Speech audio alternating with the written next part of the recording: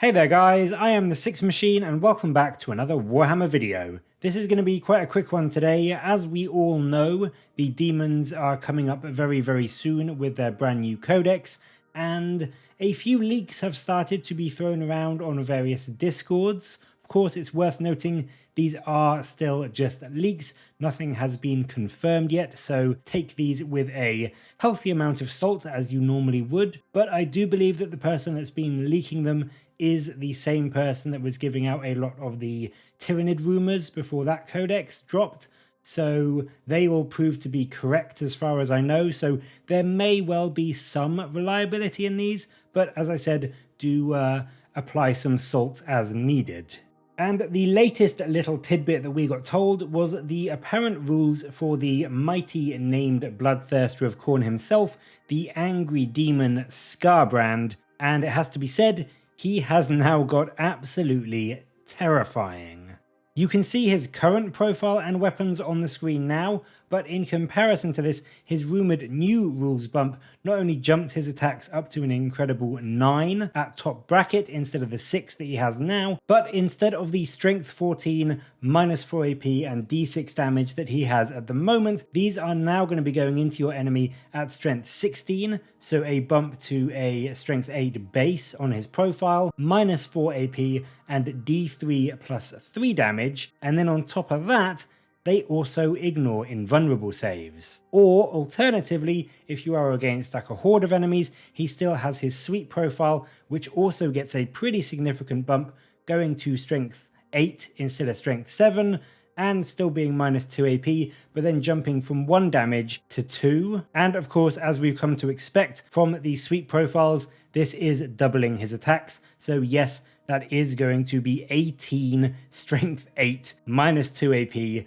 2 damage attacks from him, which, let's be honest, is just absolutely bonkers and quite frankly terrifying. He is just going to cleave through pretty much anything that he touches, and for a quick idea of how much damage he can do, with his big strength 16 profile, he will be doing over 30 wounds to a knight, a toughness 8 3-up save knight, so he will be easily killing knights outright, or with his sweet profile, he's just going to cleave through entire hordes of enemies, and he will on average kill over 12 orc boys in just a single blow. So he is very good in melee, like exceptionally good.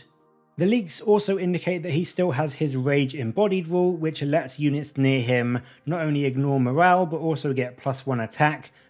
This is both for enemies and for your allies. He's just that angry, he makes everyone want to fight more. The range has apparently been reduced to 6 inches instead of 8, so it has got a bit smaller, but it's still a fairly reasonable average range. It's a bit annoying that it's been changed from Khorne's sacred number just down to the standard 6, but at the end of the day, it's still a pretty good sized aura. You are going to be able to spread it around to most of your guys as and when you need it.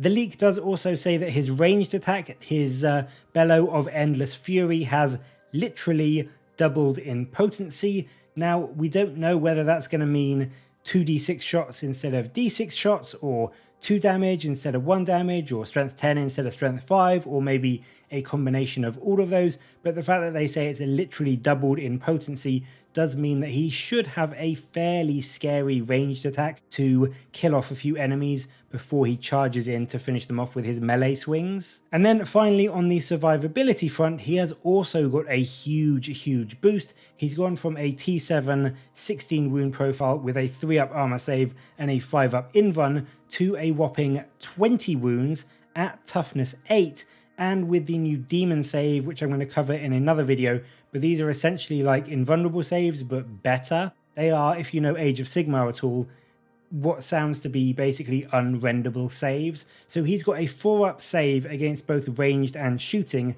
and this isn't affected by any AP, so he will always be getting that 4-up save, and it also works against weapons that ignore invulns. So even against things like the Tau rail cannon, he is still going to be getting that 4-up save. So he is going to be a very tough cookie to put down, and effectively he's going to have 40 wounds because he is always going to have essentially that 4-up save to negate damage.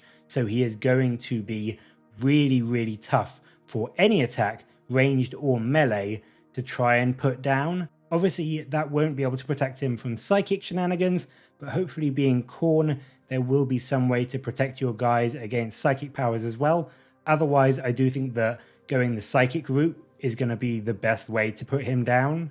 All in all, I think Skarbrand is sounding incredibly solid from what we've been told so far. He's got much more durable and much more damaging when he gets into combat.